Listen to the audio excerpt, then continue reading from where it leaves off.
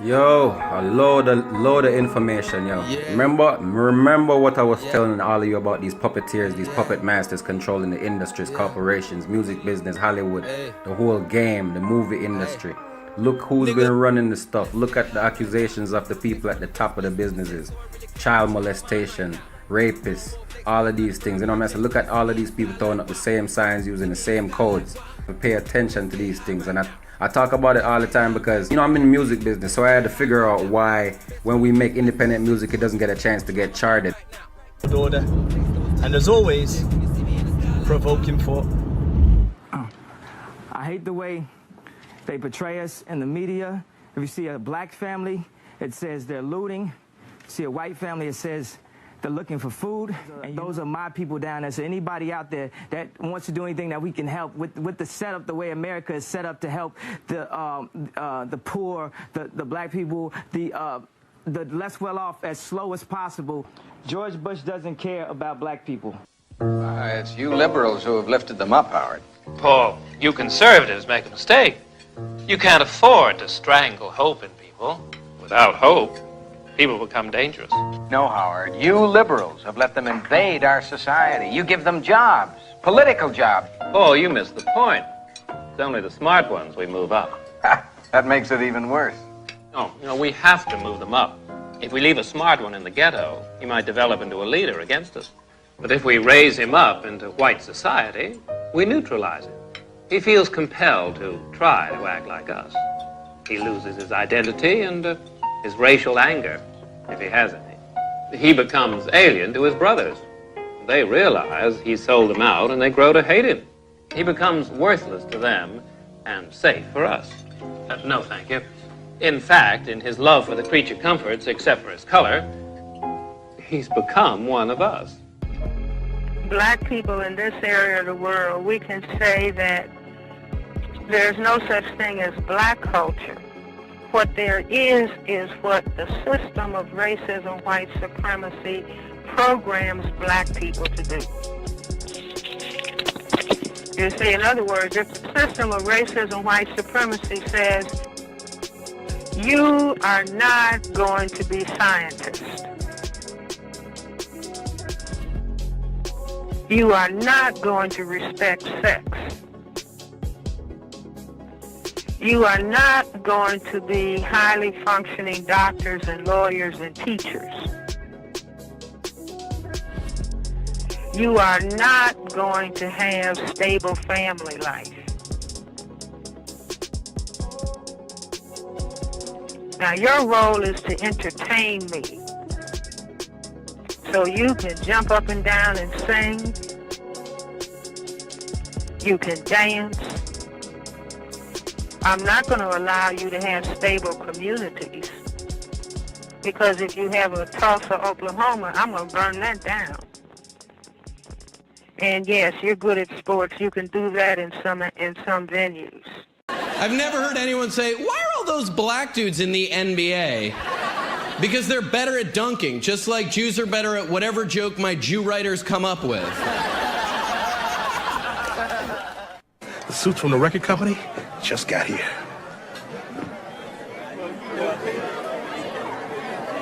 Oh, okay. Scared?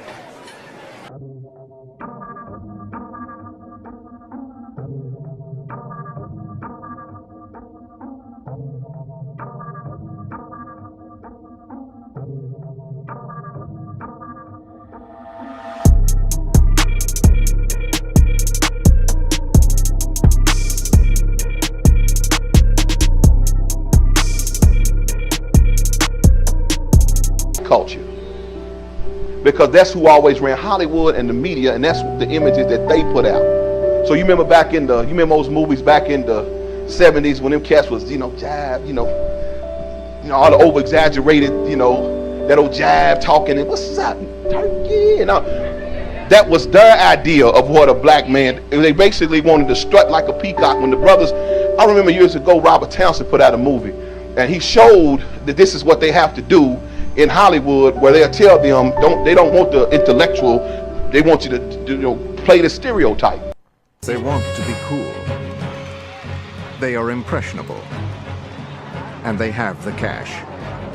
They are corporate America's $150 billion dream. Teenagers have a lot of disposable income. They want to go spend their money. And, you know, we're more than happy to make product that they want to go spend it on. MTV, Madison Avenue, and the dream makers of Hollywood have targeted our teenagers. They look at the teen market as part of this massive empire that they're colonizing. Teens are like Africa. Teens are like Africa. My beef was with Leroy because I think he's a fake CEO and I think he's fronting on my culture, but he can't front on anybody else. And I'm calling him out publicly and I want him to stop trying to rape my culture. Go make some money with some other people. I feel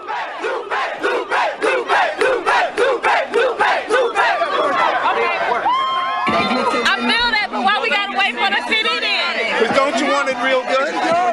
Yeah, but he been gave it to you like 2 years ago.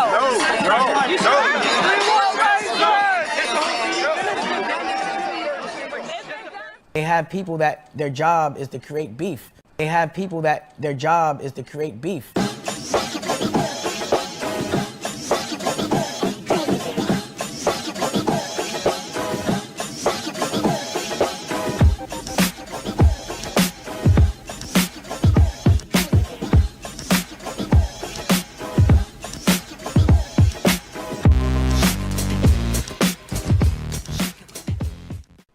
So that they can monetize it, pause. But they don't let their culture feel it. But they make money from it. And they can't make any money or get any respect in their culture. That's why they're in our culture. It is what it is. It's a perfect example of what they always do to us. They always try to, you know, offer some paper bag of money or whatever it is, whatever selfish agenda, which is the test, and then have us divide so they can benefit and take the fight off of them.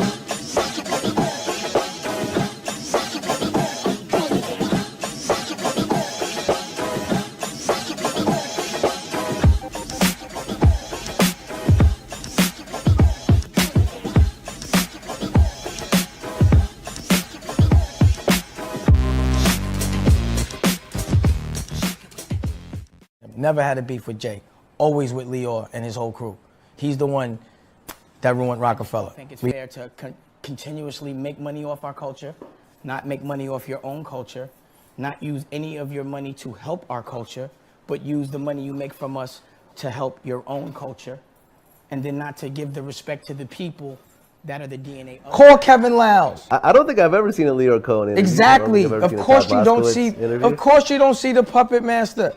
I don't like who he empowers and the way he empowers them. I didn't like when he hired Todd Moskowitz to run Asylum. I didn't think Todd, as a lawyer, knew anything about music. It just seemed like complete nepotism, and he was using other people's money. He got a job because of nepotism. Ask them why they got their jobs. That's what I want to see. How did Joey get the job president of Urban, and what does that mean? I need to see credentials. And I have to worry about being manipulated by somebody that's smiling, pretending that he's with you, but he's robbing you. Because when they rob you, they don't come as an enemy, they come as a friend. But I've been to these Jewish events, and I have nothing against Jewish, where I've seen him make JayZ give speeches. And I've been like, well, I don't understand why that doesn't happen in my culture. You know what I'm saying? Like, I'll tell you right now, stay clear of Leroy, he will rob you. He will ruin you for the money. And when you're with him, you look like a slave, because that's how he looks at you. Trust me on that. All right, welcome back. This is Hanukkah Radio, and we have a special guest calling in today, a luminary in our business and a proud Jew, Leroy Cohen, ladies and gentlemen. Clap it up, ladies and gentlemen. Thank you. Leroy, thank you. I'm so thrilled and honored to be asked to do your radio station, especially on the last day of Hanukkah. L'chaim. Shalom. We are honored to have you. How could I help you? Well, Leroy, this one of the things we do here is we don't necessarily get too religious and talk about Hanukkah and what it stands for, although, you know, we have gotten into that in the past, but it's more of a celebration of, you know, Judaism and hip-hop, since we are a hip-hop station, and that's what we do, and your roots are definitely in hip-hop. Jewish people have always been involved in urban cultural arts all the way back to the early beginnings of jazz music. It's just something that's always happened. Right. It's a blessing. It's a blessing that I was lucky enough to be part of this industry, and it was a blessing that people treated me inside and out with so much respect. You know, all these records I used to listen to, JayZ. these guys are the creators of it, the architects of what we do right now. These guys are the creators of it, the architects of what we do right now.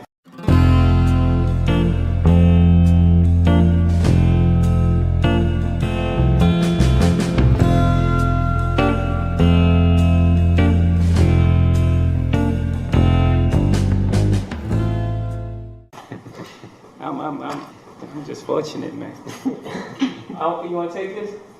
Yeah, you're right.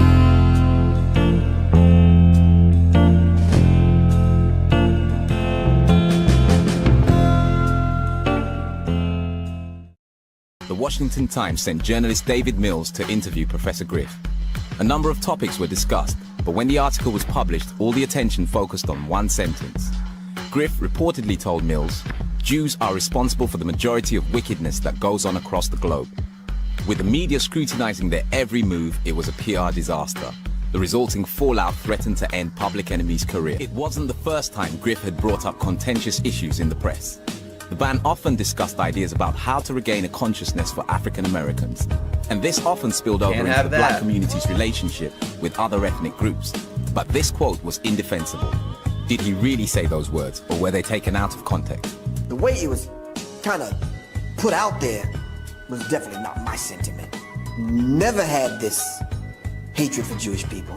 Never had this hatred for white people like they say. I just finished reading The Secret Relationship Between Blacks and Jews, which was given to me by somebody in Public Enemy.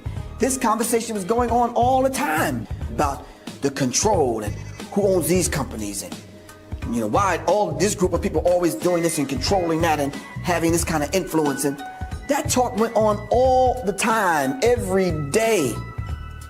And that bit of information that I put in that particular interview with David Mills was given to me by somebody in the group. But why am I taking the heat for it? Whether Griff's words were reported correctly or not, the resulting media storm required swift action from the band's leader, Chuck D.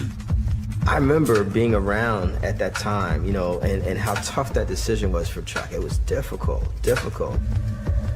I mean, think about it. They were the biggest rap group and one of the biggest pop groups in the world at that time. They had to kick him out. And you're told you got to get rid of one of your best friends out of the band because of his anti-Semitism. Can't speak out. You know, men will be men. Let's just, you know, it'll wash away. Did not wash away. Def Jam's publicist Bill Adler refused to work with the group, and criticism from the world's media continued to build. Public Enemy's mission to change the consciousness of a generation was about to be wrecked by one interview. Chuck had to act to save his group. He released a statement, apologized, and sacked Griff. Did I get thrown under the bus by organizations, by people in the group? Yeah, I did. Did it have to happen that way? No.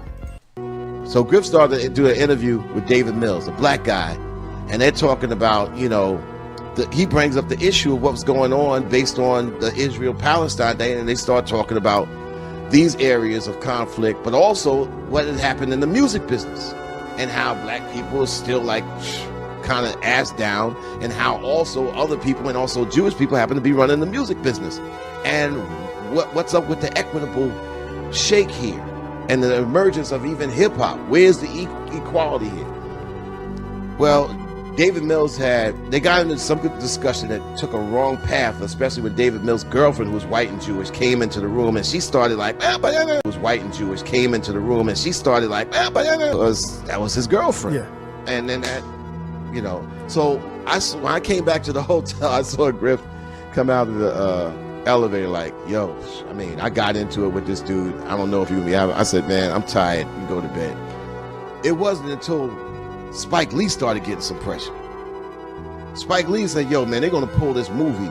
Or they could have been calling this bluff. All this stuff about Public Enemy. Talking about Do the Right Thing. You Do the Right Thing, which was out in July 1989 to this day. It's like, yo, man, I'm getting a lot of pressure from these people at Universal about Public Enemy. Voice of the sentient voice against the arms of the government. Artists getting robbed for they publishing by dirty Jewish execs who think that it's arms from the covenant. I retire when I'm tired.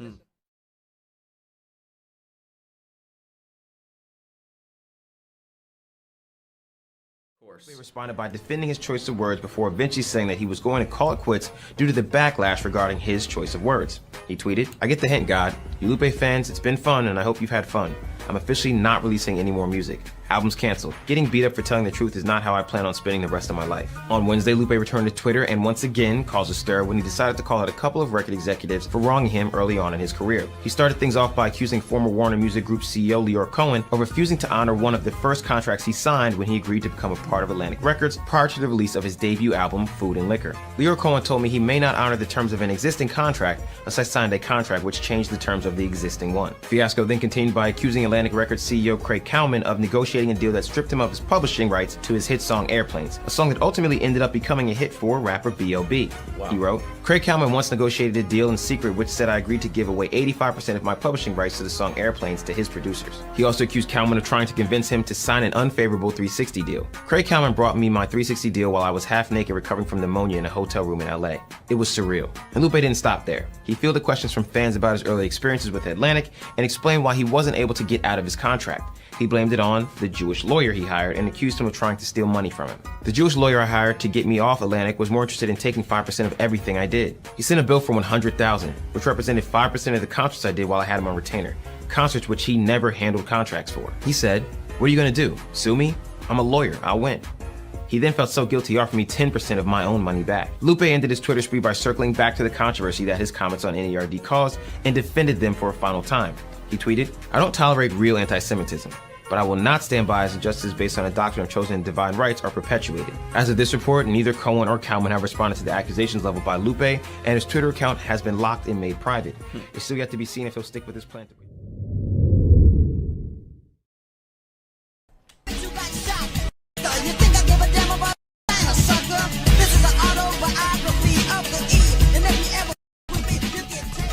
The ratio of gangbangers to civilians was minuscule in the early 70s and early 80s, late 70s, early 80s, okay?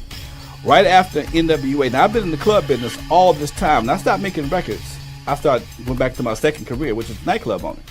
What happened was NWA and rap, or gangster rap, made gangster lifestyle cool. So the ratio started to change.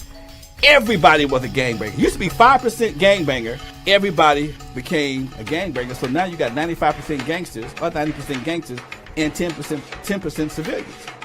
And when that happened, everything went crazy because now theaters, clubs, parking lots, the park, everything is a war zone. I believe in the Constitution. I believe in the First Amendment. And there is nothing that Ruthless or any other company like us does that we shouldn't be doing. Ruthless Records was one of the first labels devoted to gangster rap and was the home of NWA, whose success was made possible by the label's independence. When I heard Boys in the Hood, I just felt it was the most important music that I had heard in many, many years, since the beginning of rock and roll. Jerry Heller had spent his career representing pop groups like Styx and Journey, but he was fascinated by NWA's foul-mouthed street sensibility.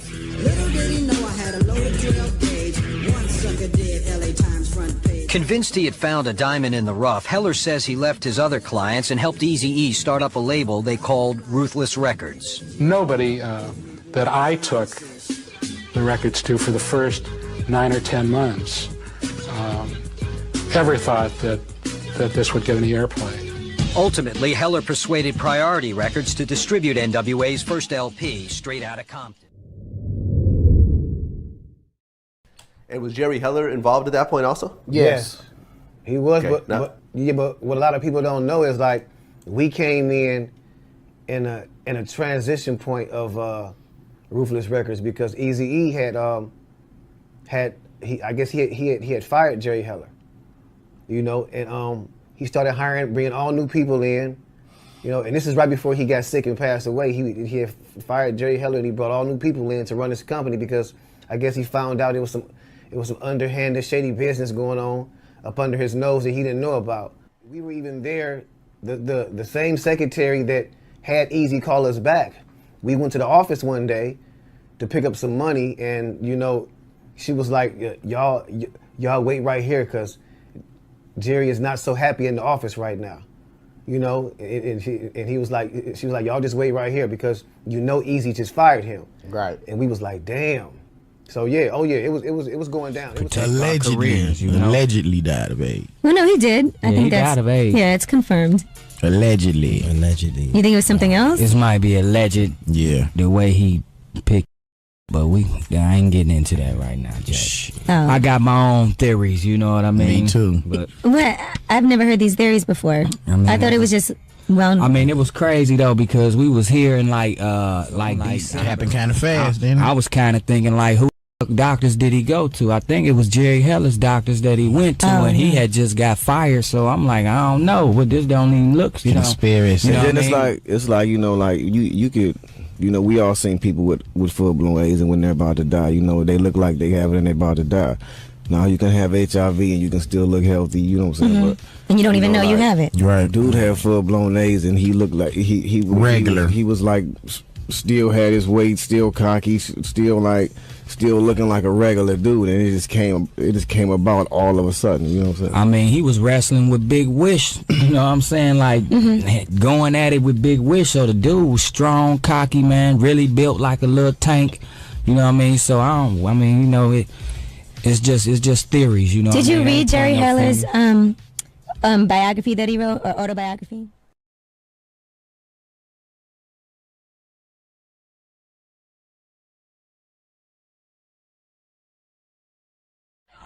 The game is designed for them to win. You think I'm lying? Visit the pen. They already got a number reserved for your ass. Don't be a fool and join their class. They want you to enroll in their institution so they can pimp you with their new form of prostitution.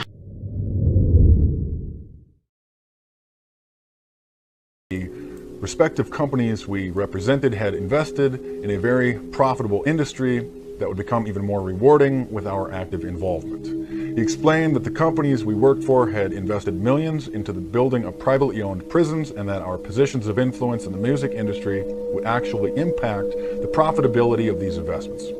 I remember many of us in the group immediately looked at each other in confusion. At the time, I did not know what a private prison was, but I wasn't the only one.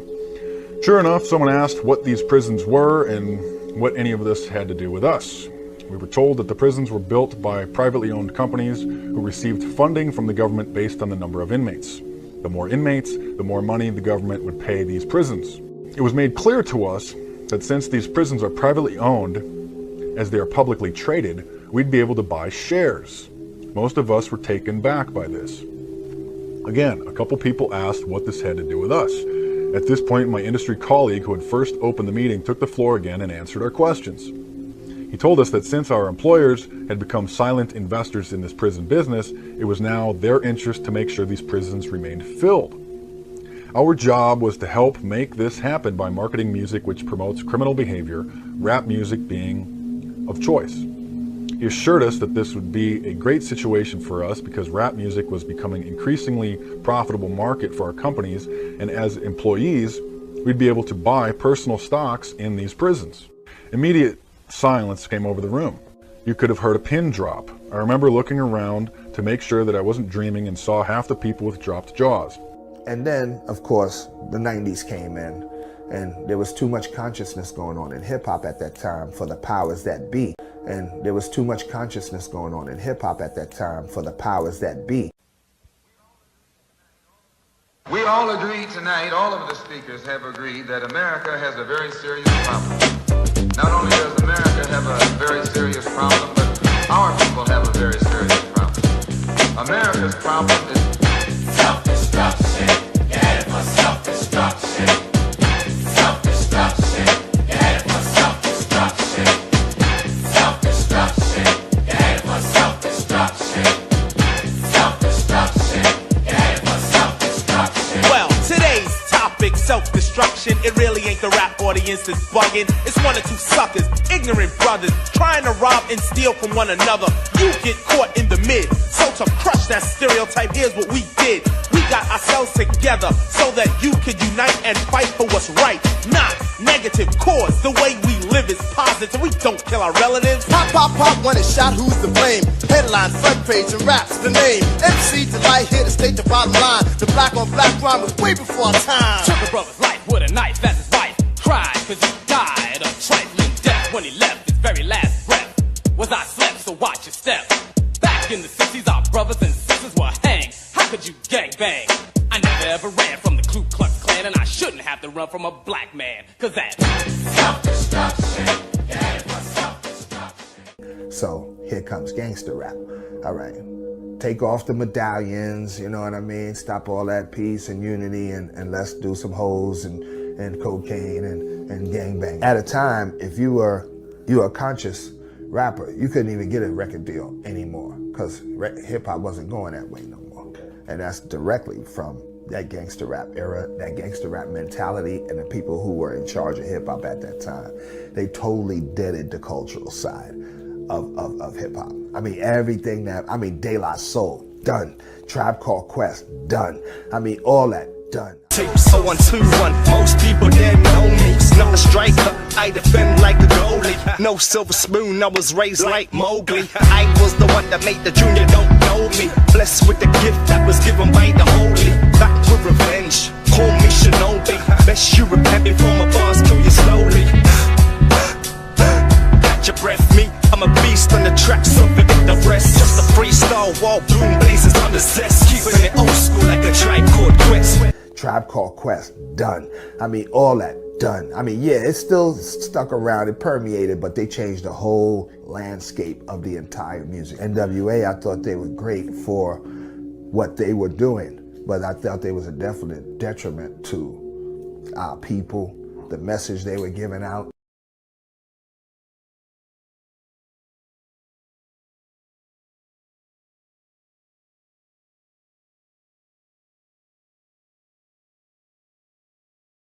I know them, I'm familiar with them. We had a club out in LA, Zulu Nation had a club, West Coast, Easy E's to come in, Ice Cube, all them cats used to be around. And then we all cool, it's all peace and love. But I'm saying, it's not even the artists so much, it's the music industry itself that kind of drove that ship. And they just recruited people to do what they needed to do. It was a different conversation than I'ma shoot you in your face. It was a different conversation than I got 5 bad kilos of this and that and this and that. Any nigga, I'm shooting your kneecaps off. I'm shooting your daughter in the calf muscle. It wasn't that kind of conversation. Right. It was like, hey, I'm good too. I'm strapped too. Yeah. You know what I mean? You got yours, I got mine too. Ain't nobody running over nobody here. Right. That was his conversation. But later